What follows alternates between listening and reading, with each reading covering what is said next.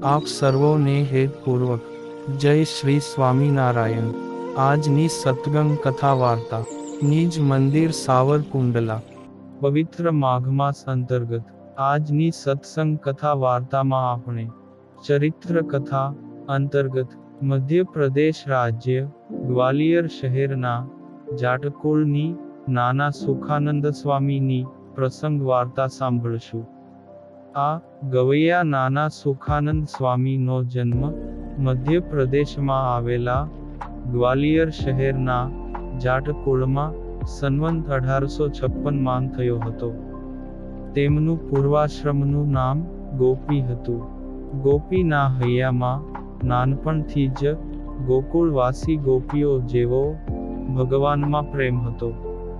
તે જ્યારે ભગવાનના ભજનમાં બેસે ત્યારે સમય અને સ્થળનું ભાન રહેતું નહીં, એટલે ગામમાં કોઈ સાધુ સંતો આવે ત્યારે દોડીને તેની સેવામાં પહોંચી જાય, અને નાનપણથી જ તેઓ ભક્તિપરાયણ રહેતા હતા।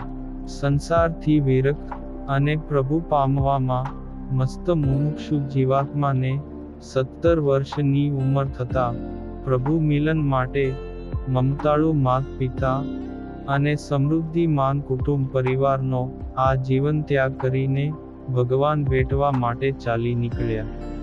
તે વૈરાગીનો વેશ ધારણ કરી પ્રગટ પ્રભુની શોધ માટે તીર્થયાત્રા કરવા ચાલી નીકળ્યા।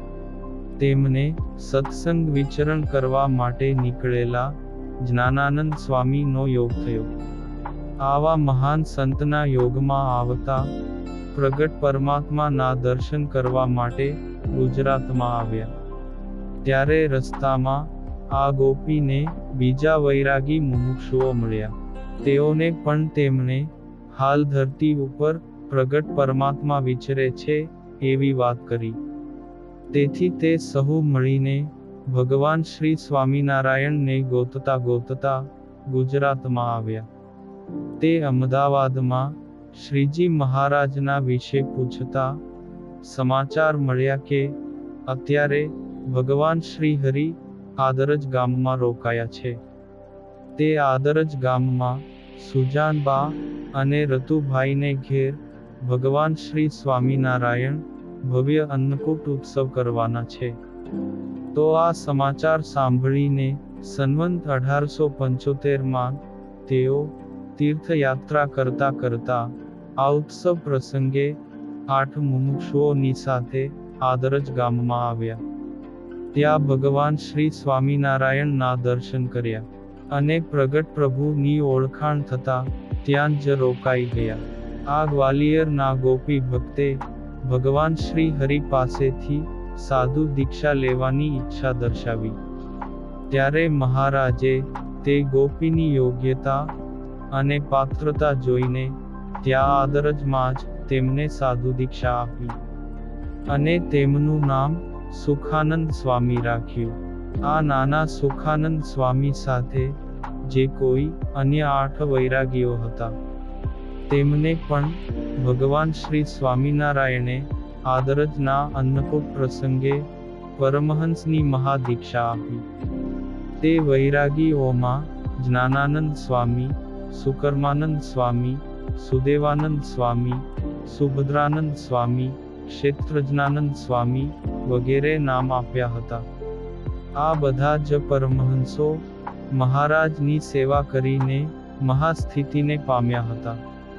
આ સુખાનંદ સ્વામી અને માયાજીતાનંદ સ્વામી પ્રથમવાર છપૈયા ગયા હતા અને ધર્મકુળને આ સત્સંગમાં લાવ્યા હતા।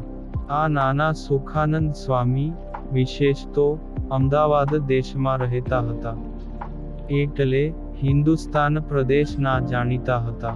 તેથી મહારાજ ધામમાં ગયા બાદ એ પ્રાંતમાં સત્સંગ કરાવવા માટે એકવાર અયોધ્યા પ્રસાદજી મહારાજે તેમને મોકલ્યા। તે સમયે મહારાજે તેમની સાથે રહી અનેક જીવોનો ઉદ્ધાર કર્યો। એક સમયે અયોધ્યા પ્રસાદજી મહારાજે અમદાવાદમાં પાવો વગાડતા નાના સુખાનંદ સ્વામીને કહ્યું કે, હે સ્વામી, તમો મહારાજના લાડીલા છો, વૃદ્ધ ને સારા ગવૈયા તથા ઢોલકના બજૈયા અને બોલવામાં પણ અતિ પ્રવીણ છો. માટે તમે હિન્દી ભાષામાં કથા વાર્તા કરી અનેક ભક્તોને રાજી કરી શકો એવા કુશળ છો.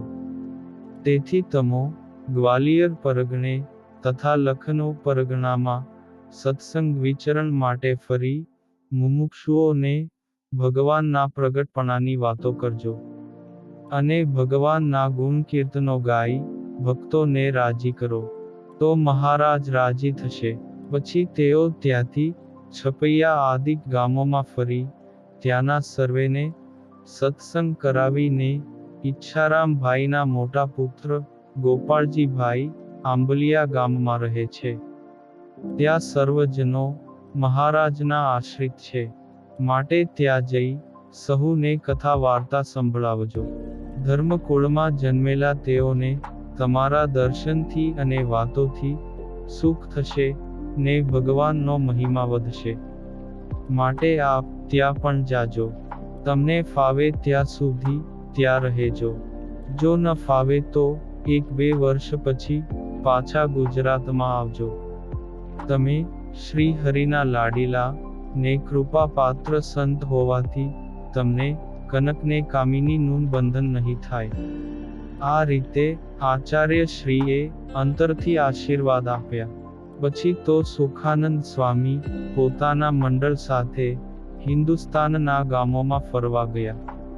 તે નાના સુખાનંદ સ્વામી વાજિંત્રો વગાડી મીઠા સ્વરે ભગવાનનો મહિમા કહેવા બેસે તો આખી રાત નીકળી જાય.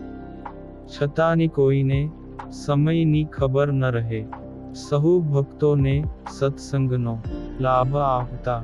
કોઈ ગામમાં 2 દિવસ તો કોઈ ગામમાં 5 દિવસ રોકાતા. આ સુખાનંદ સ્વામીની વાતો સાંભળીને ભક્તોમાં સત્સંગને ભજન કરવાનો નવો ઉમંગ આવતો. આમ ગામડાઓમાં સત્સંગ કરાવતા કરાવતા સ્વામી ગ્વાલિયર પહોંચ્યા. તે ફરતા ફરતા ધુવાબરાઈ આવ્યા. ત્યાં કેટલાક દિવસ રહ્યા. સ્વામી જ્યાં જ્યાં કથા વાર્તા કરતા અને જે ભક્તો સ્વામીની વાતો સાંભળવા આવતા તે ભક્તોની ખેતર વગેરેની પ્રગટ પ્રભુ શ્રી શ્રીહરિ દિવ્ય રૂપે આવીને રક્ષા કરતા. ઘણા ભક્તોને ભગવાનના પ્રત્યક્ષ દર્શન થતા. તેથી તે પ્રાંતમાં અનેક મુમુક્ષુ લોકોને સત્સંગનો રંગ લગાડ્યો હતો. આવા હતા સંત શિરોમણી શ્રી નાના સુખાનંદ સ્વામી. આ પુનિત પ્રસંગ આજે પરમહંસ ગાથા ભાગ ઋણ 2 માંથી સાંભળ્યો. અને હવે પછીની કથા વાર્તા આપણે આગળના ભાગમાં સાંભળશું. અત્યારે આપ સર્વોને ભાવથી જય શ્રી સ્વામિનારાયણ.